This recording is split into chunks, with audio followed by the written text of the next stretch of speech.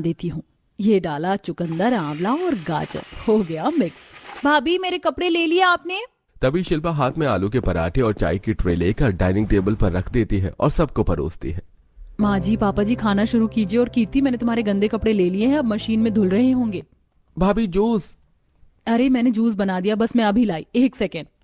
शिल्पा फटाफट रसोई में जाकर अपने देवर के लिए जूस लाकर उसको देती है, साथ के साथ डस्टिंग करती है और फिर मशीन से कपड़े निकाल कर और गंदे कपड़े साफ करने लगती है। तभी ससुर महेश, अरे बहू, तुम दिन भर काम करती रहती हो और सुबह सुबह लग गई हो, खाना तो खा लो। बहू आजा, क्या सुबह सुबह रोबोट मशीन की तरह सुबह सुबह काम करने लगती है।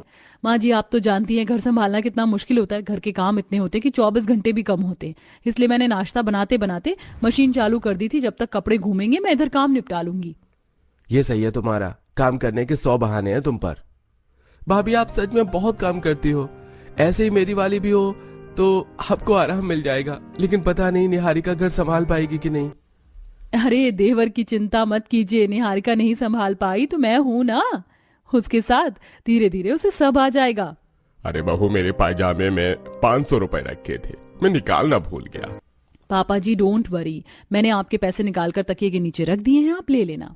देख रही हो ना अंजना, हमारी बड़ी बहू कितनी समझदार है, बिल्कुल घर को एकदम संभालने वाली। हाँ जी, ये तो है।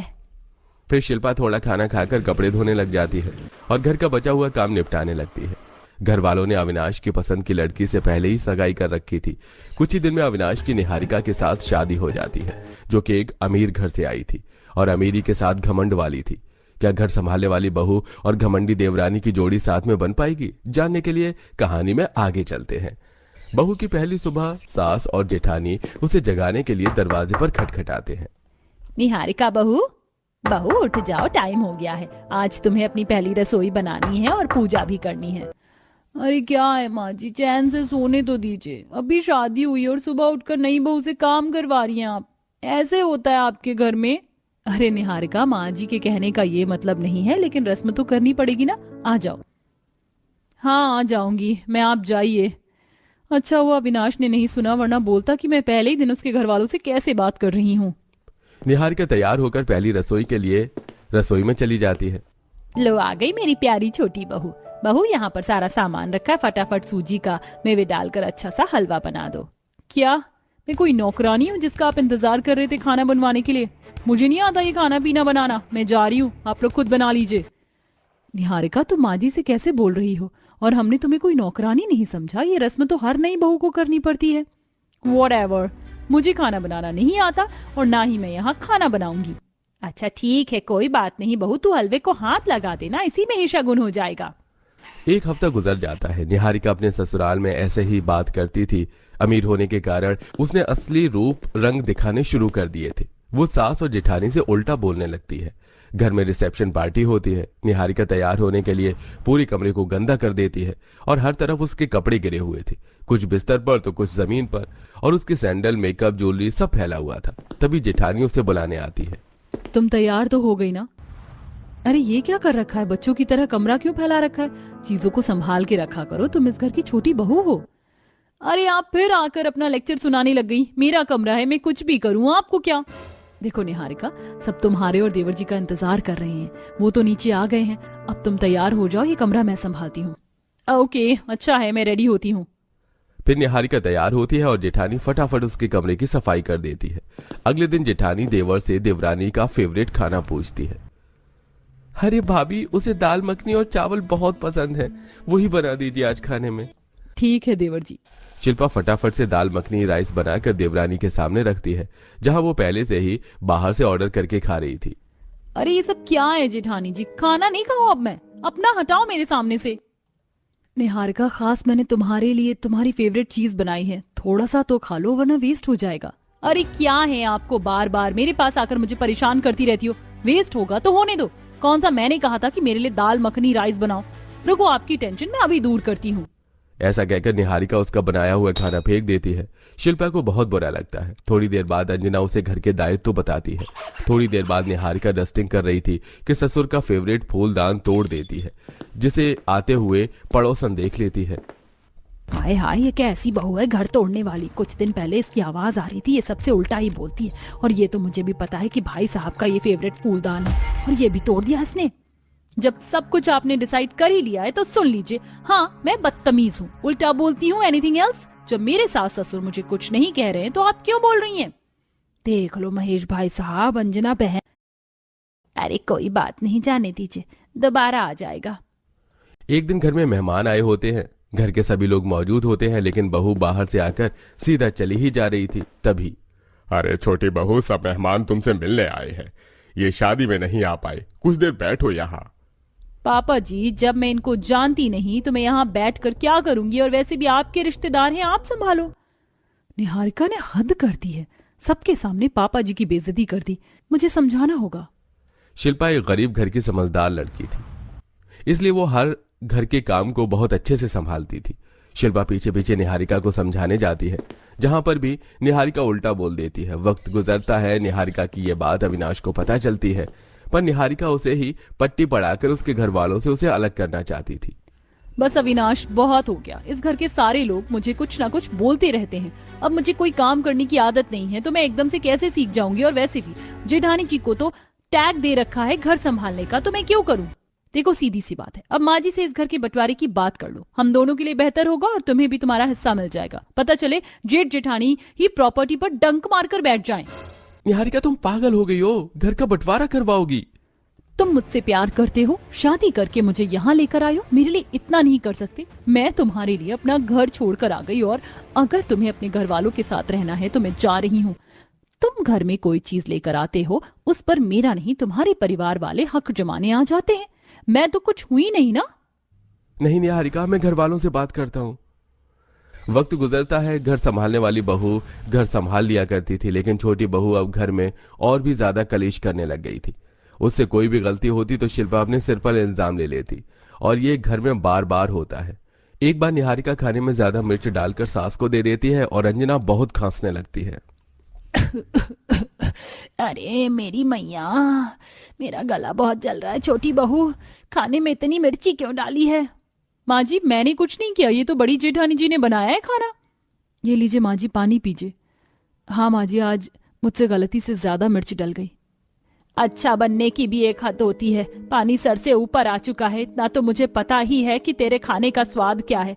और जब आज तक तूने ये गलती नहीं की, क्योंकि तू घर संभालने में बहुत अच्छी है और घर तोड़ने वाली तो घर में बंटवारे की बात कर रही है। क्या मुझे ये नहीं पता खाना किसने बनाया है? बस बहुत हो गया छोटी बहू, तुझे न्योरा होना है ना? तोड़ दिया ना तूने घर। अब से इस घर के आधे हिस्से यानी कि एक कमरा, रसोई, बाथरूम, ये तेरा है, और ये बाकी का हिस्सा बड़ी बहू का। अच्छा माँ जी, आपको ये फैसला पहले ही ले लेना था। घर के बंटवारे के बाद दोनों अलग अलग रहते हैं। निहारिका अपने हिस्से के घर की सफाई नहीं कर पाती थी, और अविनाश के लेट होने पर उसे ब्रेकफास्ट, लंच में ब्रेड, जैम, डिनर में इंस्टेंट सूप या फ्रोजन चीज पका कर दे दिया करती थी, जिससे धीरे धीरे अविनाश की तबीयत खराब हो जाती है। और निहारिका काम वाली से काम करवा रही थी, तो वो भी पानी की बाल्टी में लात मार के चली जाती है, जिससे निहारिका खुद साफ कर रही होती है। हे भगवान, मैं घर का काम कर कर के परेशान हो चुकी हूँ और अब काम वाली भी चली गई। इससे अच्छा तो मैं पहले ही ठीक थी। निहारिका बाल्टी रखने जा रही थी कि फिसल जाती है और उसकी चीख सुनकर घर वाले आ जाते हैं। छोटी बहू, हे भगवान, जब निहारिका तुमसे काम ही नहीं होता है तो क्यों करने की कोशिश करती हो? आप सब मेरी चिंता क्यों कर रहे हैं? मैं इसी के लायक हूँ।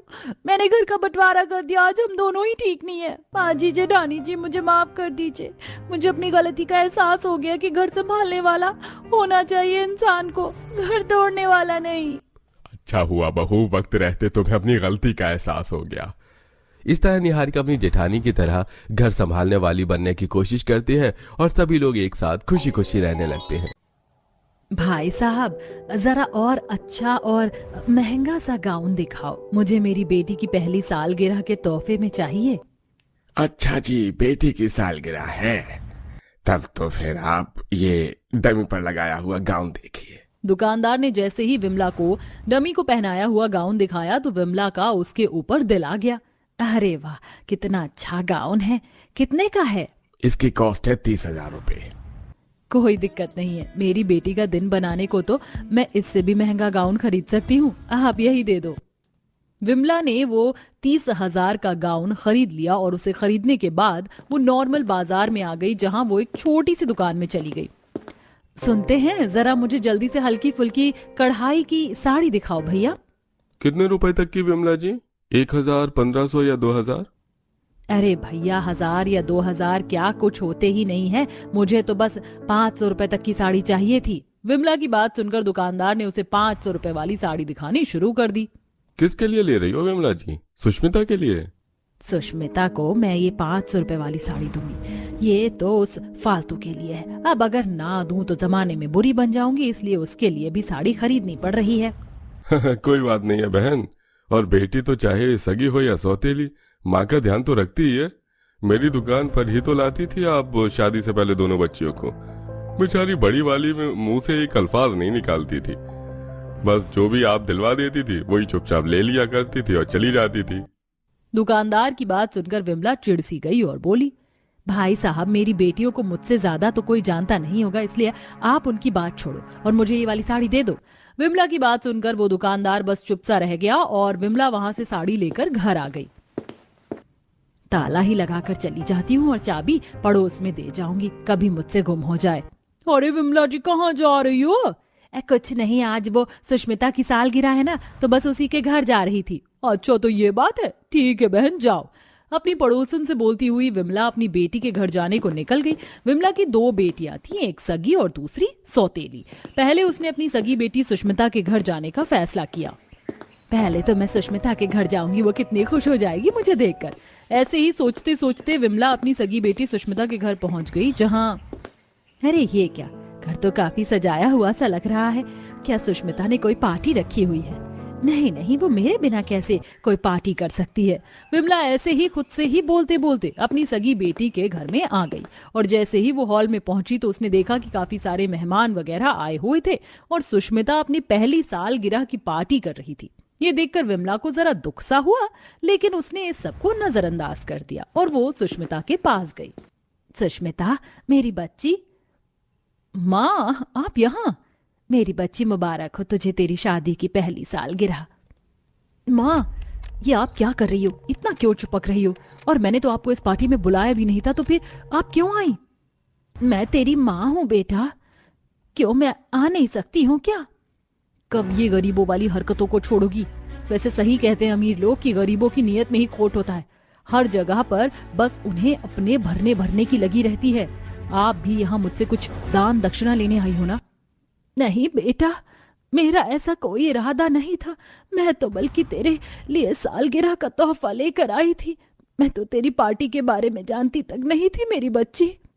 ओह, तोहफा लाइए, दीजिए, क्या तोहफा है? ये देख, मैं ये गाउन तेरे लिए लाई हूँ, उसी दुकान से जिससे तू मुझसे हमेशा कपड़े खरीदने को बोलती थी। ओह अच्छा, ये है। माँ, पहले की बात अलग थी, लेकिन अब तो मैं ऐसी ड्रेसेस भिखारियों को दे दूं। आपको यही ओल्ड सा कलर मिला था लाने के लिए? बेटा, मैं तो अपने पैसे। बस बहुत सुन लिया मैंने आपकी बकवास। पैसे पैसे, अरे माँ बस कीजिए, पैसे मैं आपको भिजवा दूंगी। अभी के लिए आप जाइए, जाइए यहाँ से। विमला को उसकी सगी बेटी ने बेइज्जत करके अपने घर से भगा दिया, जिसकी वजह से विमला की आंखों में आंसू भर गए। वो बेचारी आंखों में आंसू लिए ही अपने टूटे मन से अपनी सगी बेटी के घर से आ गई।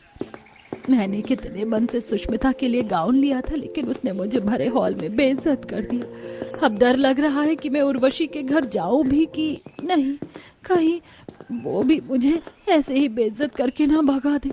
लेकिन जब तक मैं जाऊंगी नहीं, तब तक मुझे पता कैसे चलेगा, इसलिए मुझे जाना होगा।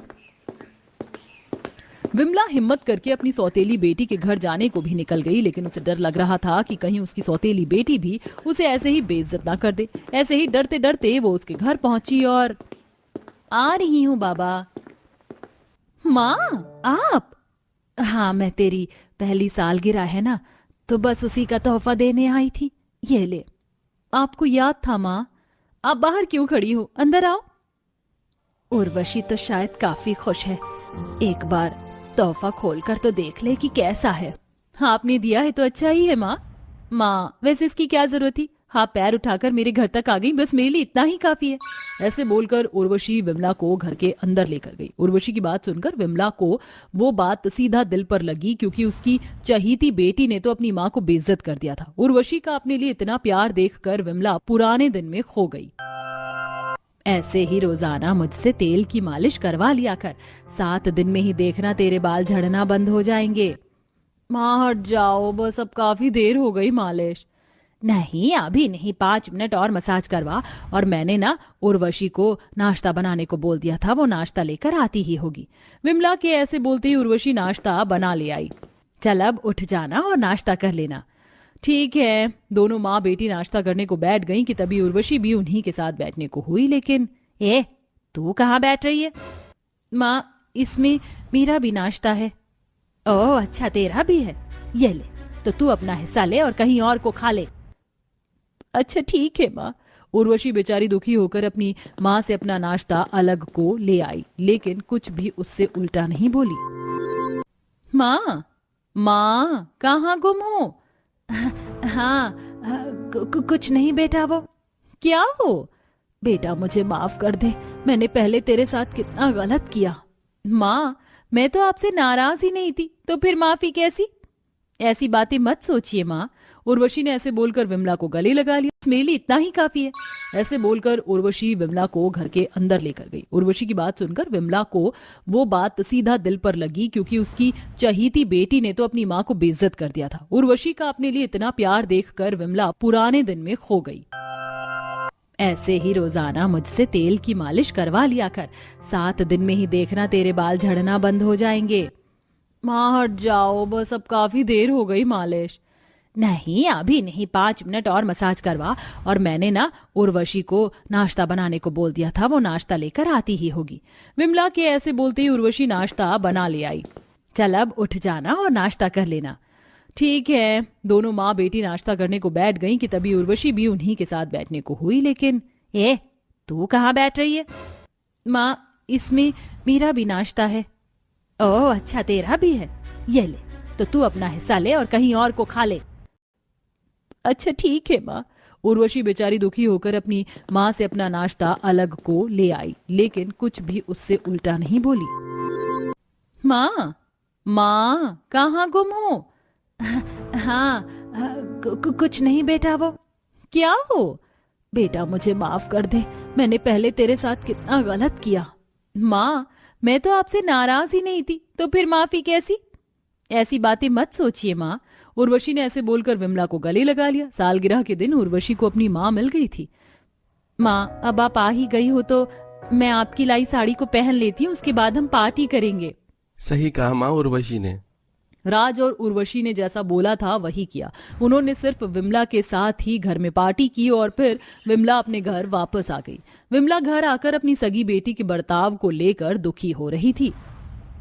मैंने कभी नहीं सोचा था कि मेरी सगी बेटी मुझसे ऐसा सलूक करेगी। जिसे मैंने हमेशा पलकों पर बिठाया उसी ने ठुकराया, और जिसे हमेशा ठुकराया उसी ने मेरा साथ निभाया। माँ। सुष्मिता तू अचानक और रो क्यों रही है?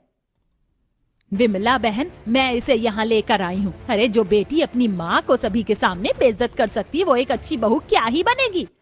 ऐसा नहीं है बहन, मेरी बच्ची बहुत अच्छी है। माँ मुझे माफ कर दो, मैं शर्मिंदा हूँ। कर दिया मैंने माफ, तू रो मत। गंगा जी मेरी बच्ची बुरी नहीं है, बस नादान है, इसे माफ कर दीजिए ना।